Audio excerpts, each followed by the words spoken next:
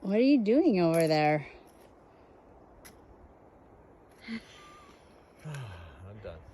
I don't know. I found that knife today, a steak knife. We find lots of. We could have a whole silverware set. All the. We got 10 sets out here.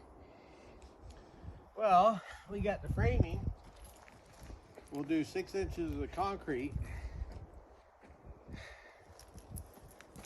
So we need 60 bags. 6 inches off the top is where the concrete will be. So that on down will be concrete.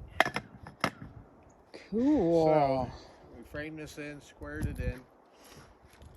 This is 8 foot across, 6 foot that way. So 2 4-foot doors. So that way you got enough room to step in, you know, and be able to take out the wellhead. Right. I want to build, I'm debating 8 or 10 foot wall. But if it's down 6, I could do 8 foot. That'll give me enough clearance to hang a big come along. So in case this ever burn out the pump or whatever. Over here will be electric coming in this way. This side will be all the water side. And we'll have a storage tank later on out here with a big lean-to and a wall that goes around, and partial wall with a door big enough for the tank that's going to fit in there. So that way we can pump to that tank. That tank feeds the rest. Cool. And you did it with all of our lumber, right? Yeah, it costs us nothing. Just a little bit of fuel. Oh, somebody wants to come out the window. So, other than that, this is what they call a pump house. So in here, when the water comes out, the goal is, I'll probably have it back here, have the filter system. The water softener depends, you know, if the water's hard. Soften it first, then go through the filter for sediment and all that stuff.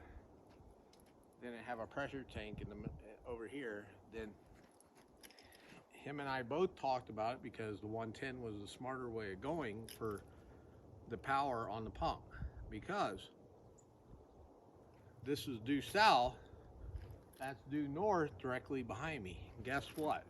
All sun, all year round right here. All year round. And guess what?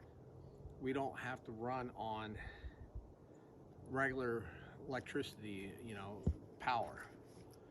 You can have a 1500, I think we came up with 1500 watt inverter, power inverter, to go from battery to the pump. So that would be able to run it all. So, and who is that? That was Jeff. Jeff is like the genius when it comes to building stuff. Yeah. So it's nice to have an extra set of hands up here today. It was really nice, actually. It's a blessing. Yeah. Him and I had fun today doing this. Yeah, Tracy and I are like, yeah, it's nice that Jeff's here so, you know, he can give Jimmy a better perspective, because he's certainly not going to get that off of me.